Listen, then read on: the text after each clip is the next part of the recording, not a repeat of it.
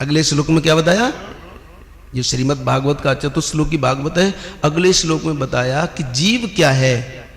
तो जीव को बताते हुए बताते हैं अब ये सब जीव क्या है, जीव क्या है, जीव अलग है कि परमात्मा अलग है, उसका परमात्मा से क्या संबंध है?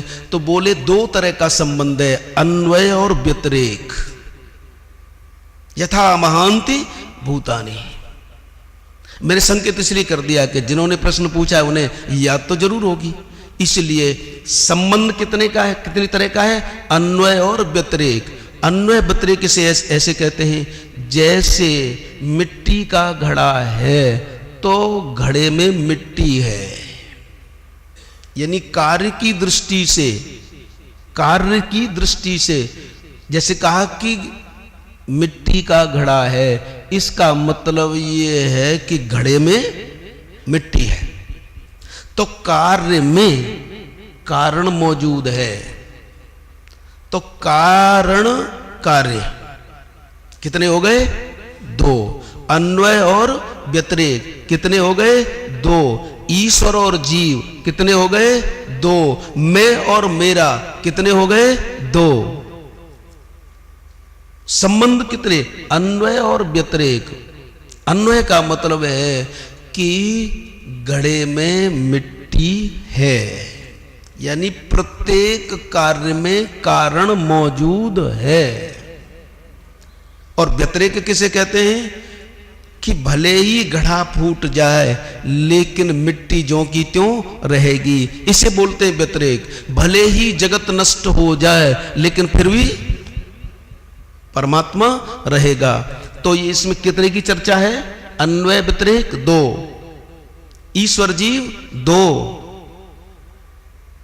मैं और मेरा दो। इसलिए अब फिर दो का गुणा कर दो, प्रकृति और पुरुष दो। तो पहले चार का गुणा कर दो, चार वेद, नारायण चतुर्भुज, खैर जो हम बता चुके हैं। तो पहले चार का गुणा कर दो, फिर पांच को जोड़ दो, और अभी जो दो का कहा है इस दो का फिर गुणा कर दो, फिर दो का गुणा कर दो। और ये सब कैसे हुआ है? बोले किसी भी वस्तु को हम समझाते हैं, किसी भी वस्तु को समझाते हैं तो प्रकृति का आश्रय लेते हैं। यद्यपि वह परमात्मा प्रकृति से परे है, लेकिन उसको समझाने के लिए हम किसका आश्रय लेंगे? वाणी का ही तो आश्रय लेंगे। इसलिए फिर अगले श्लोक में बताया है कि जो पहले में बताया आत्म तत्व, दूसरे में बताया माया तत्व, और तीसरे में बताया जीव तत्व। तो अंतिम में यह बताया कि इन तीनों की तेरे को जिज्ञासा करनी चाहिए। क्या परमात्मा है, क्या माया है, क्या जीव है, इनको जानने की जो जिज्ञासा है, बोले तत्व ज्ञान इसी से मिलेगा। जिज्ञासु तत्व ज्ञान इसी से मिलेगा। ऐसी जिज्ञासा कर, और ऐसी जो जिज्ञासा करेगा वो तुझे तब तक मालूम नहीं पड़ेगा जब तक तू प्रकृति और पुरुष का बोध नहीं करेगा। पहले प्रकृति का ज्ञान कर ले, पहले तू अपने शत्रु को देख ले, क्योंकि हमारा सबसे बड़ा शत्रु यही है। और ये प्रकृति एक होती है, प्रकृति एक होती है, प्रकृति विकृति। खैर वो फिर अलग विषय हो जाएगा, नहीं तो गड़बड़ हो जाएगी साहब, इतना ही समझो। तो इस प्रकृति को देख ले, तू प्रकृति को जानना है। और ये प्रकृति कितने प्रकार की होती है? 8 प्रकार की, अष्टधा प्रकृति होती है। भूमि रापो नलो वायु खम मनो बुद्धिरेव च अहंकारम इतियम में भिन्ना प्रकृति रष्टदा। गीता, श्रीमद् भगवद गीता 7वां अध्याय 4था श्लोक। तो 8 प्रकार की प्रकृति होती है। तो इस 8 प्रकार की जो प्रकृति है, और प्रकृति का काम क्या है? ये बांटो, ये बांटो, इतना इसका, इतना इसका, भाग दे दो, भाग दे दो, इसका इतना भाग दे दो, इसका इतना भाग दे दो। तो अब तक जो तुमने कोई संख्या कल्पित की है उसमें 4 का गुणा कर दो, 5 जोड़ दो, 2 का फिर गुणा कर दो और 8 का भाग दो, हमेशा 2 ही बसेंगे, इसलिए राम नाम सत्य। और राम में कितने अक्षर हैं? कोई भी अंक ले लेना और करते जाना।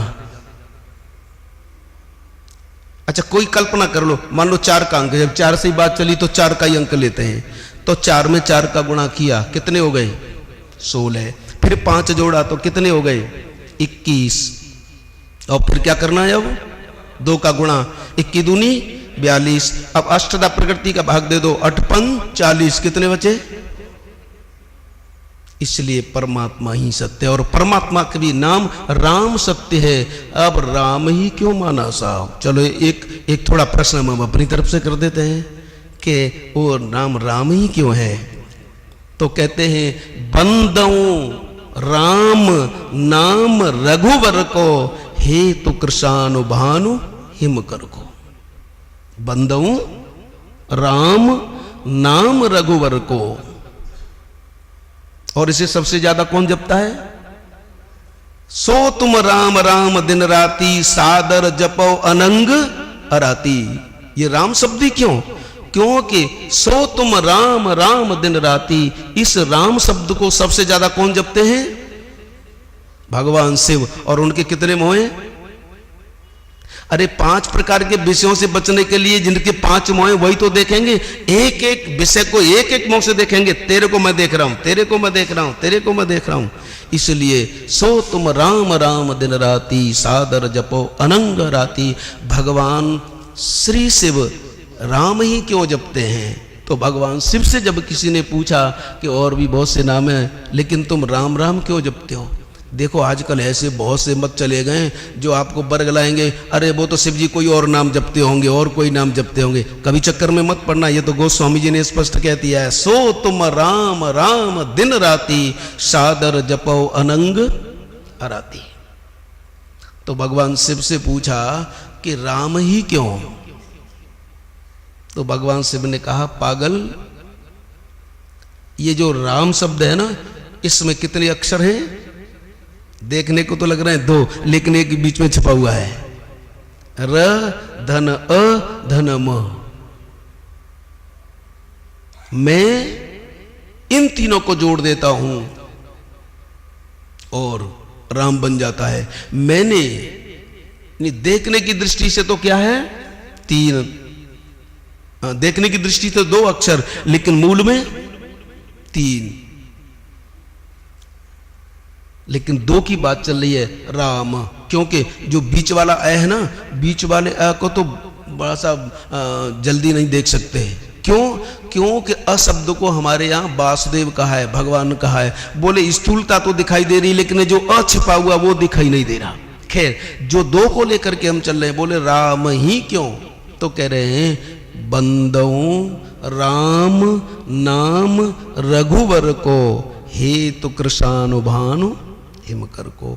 मैं राम इसलिए कहता हूं और सब लोगों से इसलिए कहता हूं कि कोई चला जाए संसार से तो राम राम जपो, राम राम सत्य है, राम राम सत्य है, राम राम सत्य है।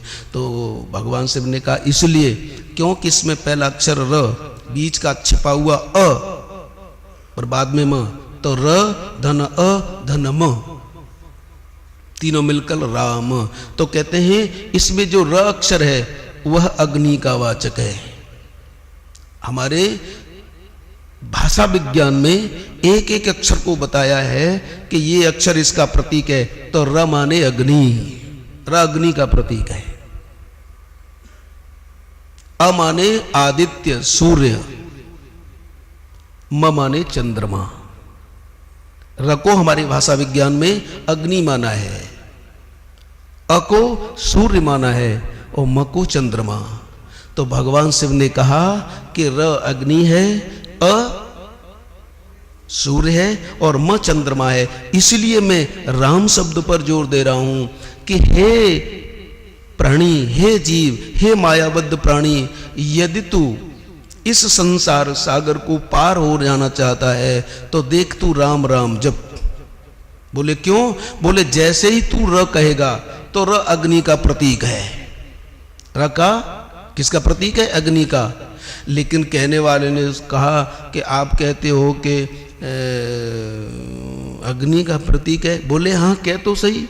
बोले मेरे पाप तो बहुत पुराने हैं, कैसे होगा?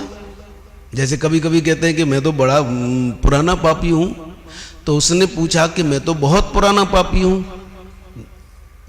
तो भगवान से बोलते हैं कि अग्नि है और तू कह रहा है कि मैं बहुत पुराना पापी हूं। तो बोले तो और अच्छी बात है। बोले क्यों? बोले तेरे जो पाप हैं बहुत पुराने पड़ गए हैं, तो वो पुराने पाप सूख गए ना। और रा अग्नि है, अग्नि को तो सूखी घास मिल जाए तो ज्यादा जल्दी जला देती है। इसलिए हे तो कृष्णानु, यदि तेरे पाप पुराने हैं तो पुरानी घास की तरह वो सूख गए होंगे। जब वही नाम हृदय धरो भयो पाप को नाश, जैसे चिन्हगी आग की परी पुरानी घास पर यदि अग्नि की चिनकारी पड़ जाए तो घास तुरंत जल जाती है। ऐसे ही हे प्राणी तू राह कह करके देख, तेरे सारे पुराने पाप जल जाएंगे।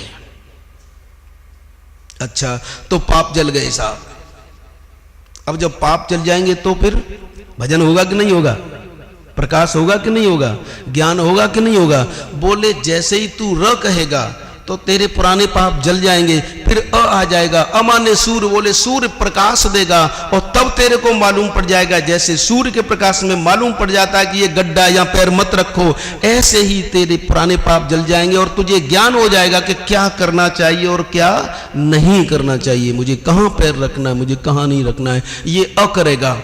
और जैसे ही पुराने पाप जले, तेरे को विवेक हो गया, तो फिर माने चंद्रमा, पाप जल गए, विवेक हो गया, तो बोले चंद्रमा जैसे सबको शीतलता देता है, वैसे ये तेरा को राम नाम कहने से शीतलता मिलेगी। मां कहने के बाद शीतलता और किवाड़ बंद, होठ बंद हो गए साहब। रा अग्नि, पुराने पाप जल गए, ज्ञान हो गया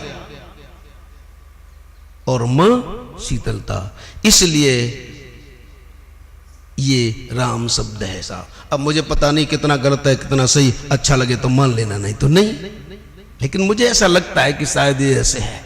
बोलो सच्चिदानंद भगवान की। नमाम दुष्कृतिनो मूढ़ा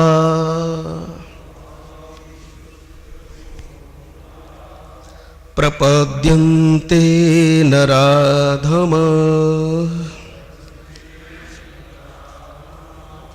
नमाम दुष्कृतिनो मूढ़ा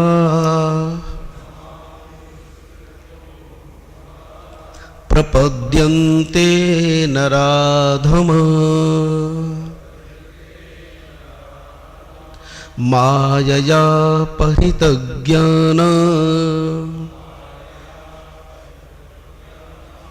आसुरं भावमाश्रिता। केवल 2 बार भगवान का नाम लें, 2-3 बार, फिर हमारी बैटरी चार्ज होगी और कहने में भी आएगा और सुनने में भी आएगा। श्री राम जय जय श्री राम।